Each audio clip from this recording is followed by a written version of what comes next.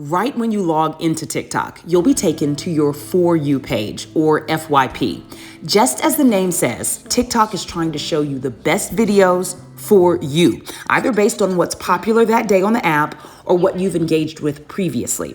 Now, the other tab at the top middle of the page is following, and that's a collection of the latest videos from people you follow on the app, people you've already said, hey, I like their content. Next is the Discover page, and this is where you can search for people and videos and different content using that search bar at the top.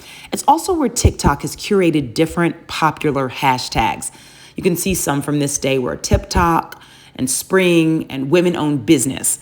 It's important to note here that hopping on trends can really help a video.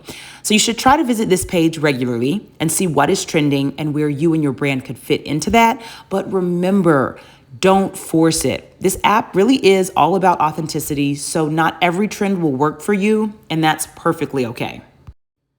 Next is the record section, and this is where you can post videos either directly from the app or from your camera roll, but we'll get into that later. Now we've come to inbox. This is where you'll find all of your notifications.